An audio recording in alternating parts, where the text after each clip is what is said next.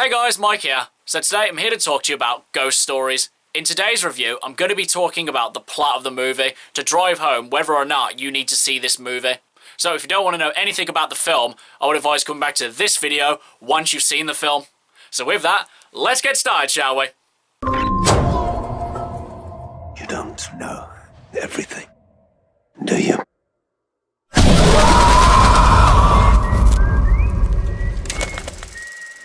So Ghost Stories stars Andy Nyman as Professor Goodman. Andy Nyman also co-wrote and co-directed this movie as well.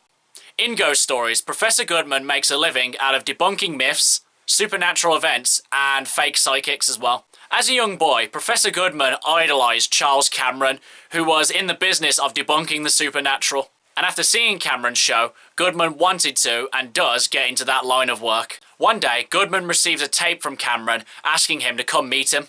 When Goodman arrives at Cameron's home, Cameron tells him that the supernatural is real, and he offers him 3 cases that he couldn't debunk, and tells him to try and debunk them himself. Professor Goodman then sets off to debunk these undebunkable cases. Now, this sounds like a pretty good movie, and it would have been had it just stuck to its premise and not gone completely off topic with it.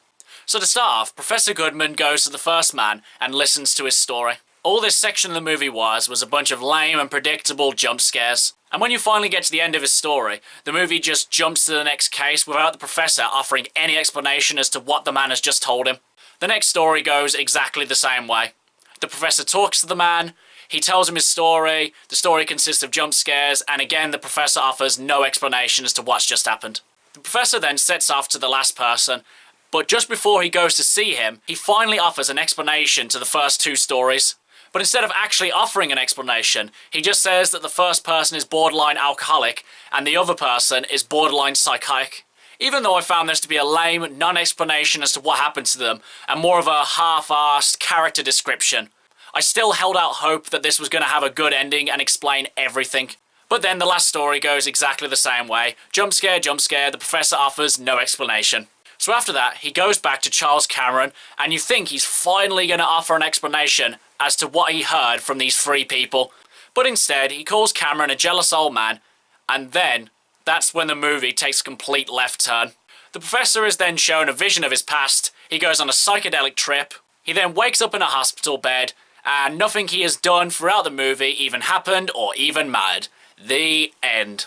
Overall, I didn't really enjoy this movie very much, and I would have been a lot more forgiving had it not been bigged up so much. I mean, just look at these reviews. I mean, this is what I found the movie to be in the end.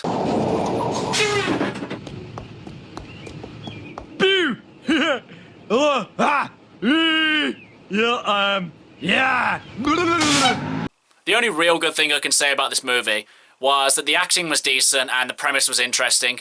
Other than that, I can offer no real reason as to why you should go see this movie. Okay guys, that's my quick review of Ghost Stories. If you've seen it, what did you think about it? And what's your least favourite horror movie? Whatever it is, drop it in the comments below. And until next time, I've been Michael. See ya!